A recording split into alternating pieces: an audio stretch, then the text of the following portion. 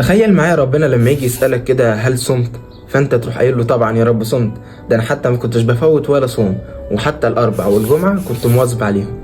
فربنا يبدأ يسألك شوية أسئلة. طيب هل انت صليت وانت صايم؟ يا رب اصل انا ببقى صايم، ببقى تعبان وما ببقاش قادر اعمل اي حاجة خالص، فسامحني يا رب انا ما كنتش بقدر اصلي.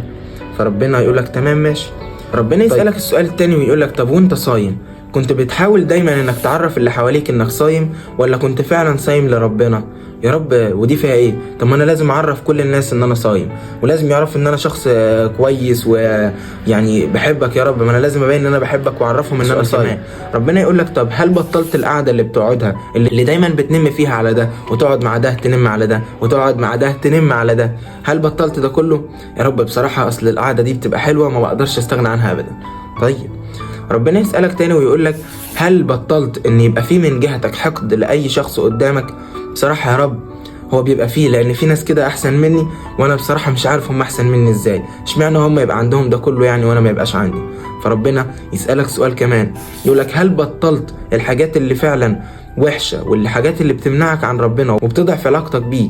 فربنا يجي يسألك سؤال تاني ويقولك طب انت لما صمت هل انت فعلا صمت عن كل حاجة، وصمت عن الحاجات اللي بتمتعك والحاجات اللي انت بتشوفها حلوة مع انها وحشة؟ هل صمت عن ده كله؟ بصراحة يا رب ما بقدرش، لان انا بحب الحاجات دي ومش هقدر استغنى عنها حتى لو هي غلط. طيب لما احنا بنعمل ده كله امال ليه بنسمي نفسنا صايمين؟ يعني اعتقد ان كل الحاجات اللي اتقالت دي وفي اكتر من كده كلنا مش معظمنا بنعملها. اظن ان معظم اجاباتنا لو ما كانتش كلها فهي فعلا زي ما الشخص ده كان بيجاوب.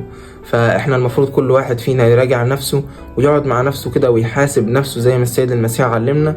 وكمان نفتكر السيد المسيح لما قال واما انت فمتى صليت فادخل الى مخدعك واغلق بابك وصلي لابيك الذي في الخفاء فابوك الذي في الخفاء يجازيك علانية. متى 6:6. الشاهد سهل، متى 6:6. الآية دي عايزين نكون حاطينها دايما قدام عينينا، لأنها آية مهمة جدا وهي مفتاح الصوم. وكمان ما ننساش إن الصوم لربنا مش الصوم للناس. عايز تصوم للناس خلاص خد المجد والمدح كله من الناس وما تسألش على مكافئتك عند ربنا.